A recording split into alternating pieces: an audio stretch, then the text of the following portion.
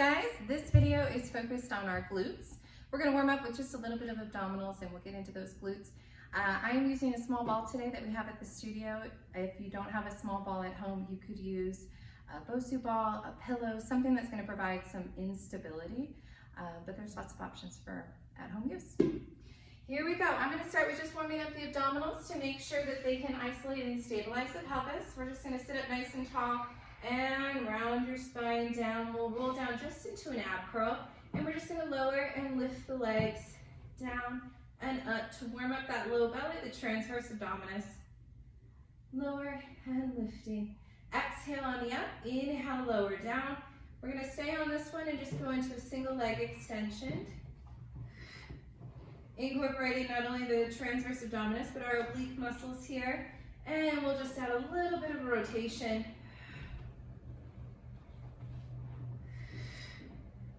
Just getting those abdominal muscles warmed and firing. Even if you've used the abdominal video here or another video that's warmed up those abs, this is always a nice little series just to keep those low belly muscles firing. We're going to come down here. I'm going to take the ball right underneath my feet for some pelvic curl work.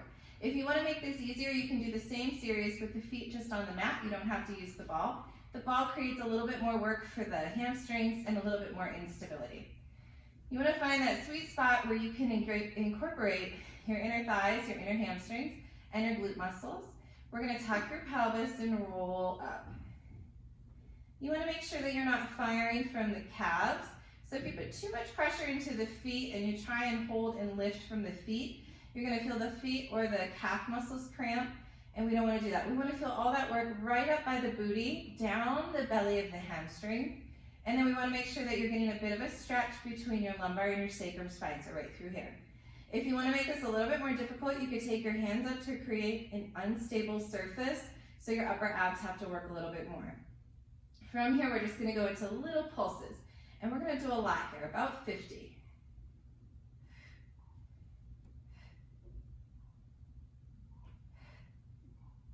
Keep the abdominals tight. That's 10. As we get tired, your body's going to want to start to just grab from the hamstring.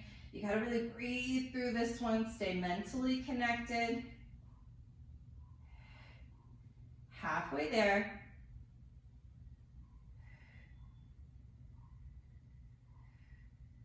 Keep breathing. Inhale through your nose. Exhale through your mouth.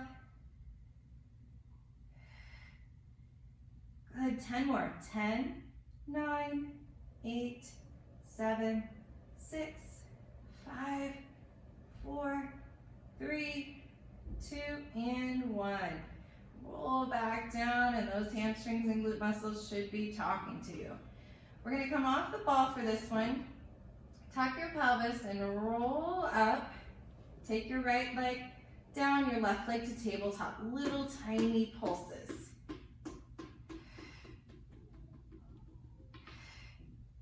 And then we're going to switch, take the left leg down, take the right leg up, make sure the hips stay stacked and squared.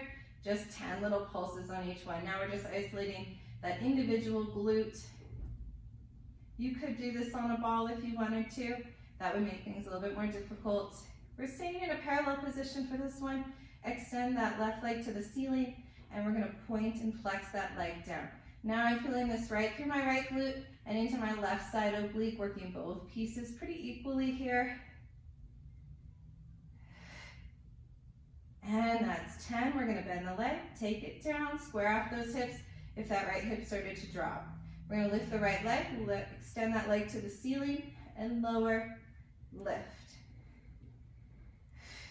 You could do this with a bent leg if you were finding that you were going into your back on that. Make the range of motion smaller. Make sure the hips stay square. And 10. We're going to roll back down. Just a nice little stretch for the hamstrings. Extend your leg upward to the ceiling and just stretch out the hamstrings and the glutes a little bit.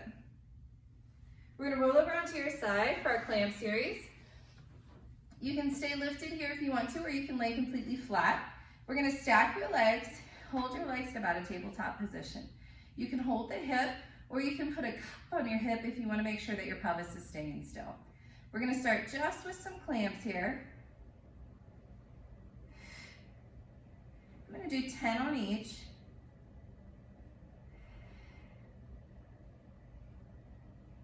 And then we're gonna go into fire hydrant.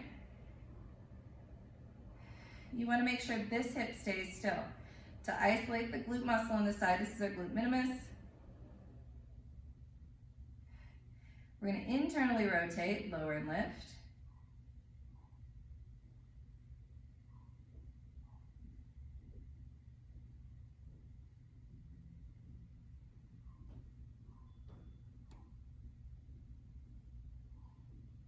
And then we're going to rotate among those three positions. So from external rotation to internal rotation, but most importantly, keeping this hip really still, isolating the work into the glute. This creates a little bit of flexibility and mobility in the hip joint as well. We're going to hold at that fire hydrant in little circles.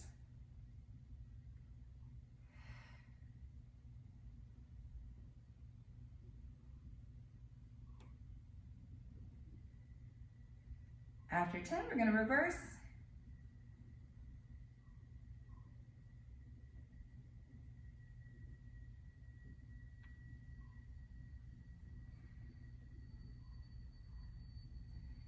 Beautiful. All right. Now hopefully you feel some pressure into that glute there. We're going to roll on over into the other side. Second side is always hardest because that mover becomes the stabilizer becomes the mover. So we're still going to feel that left side glute here working even though we're laying on it, and that's okay. If you are cramping to the point that you need to relieve that, you can always sit up, do a figure 4 stretch, pause the video, and then come back to us. We'll do this other side. We're going to start with clamps, 10 here. Clamps is an exercise that I see most people do way too big, so we're rotating through that hip. You want to keep this really small. You don't want to cramp in the joint itself. You want to make sure that you stay small and stable. It's a pretty small range of motion. And then we're going to move to fire hydrants after 10.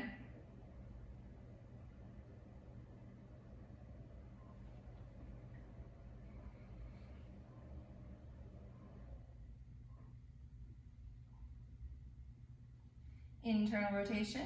Make sure in that internal rotation you're not rotating from the knee or the foot. The rotation happens at the head of the femur bone, and you don't over rotate in the pelvis. After 10, we're going to rotate.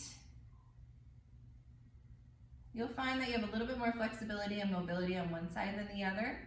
This side's my tighter side. I have a little bit more ease of motion on the left. And then after that, we're going to circle.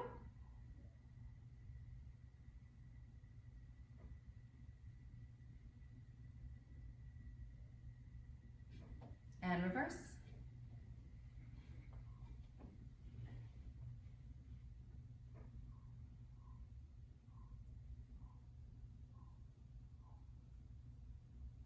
Wonderful. We're going to roll on over and stretch that out a little bit. Hopefully you're feeling a little bit of pressure there. We're going to go into a figure 4 stretch. I'm going to start with my right because that side worked the last. If you want to make that stretch a little bit more intense, you can come on up, bring in the hamstring in towards your body as you gently push away the femur bone on the right side. After that, you're going to cross over, hold onto the shins, gently draw the legs in toward one another and pull them apart. You'll feel that on the top glute. We'll go to the figure 4 stretch on the other side. Making sure that you're gently pushing that femur bone away for the stretch here, but not pushing with such force that you shift the pelvis. We'll cross over, hold on to the shins, pull them in and apart. Thank you very much. Hopefully you feel some burning in those glutes, and I'll see you in a second.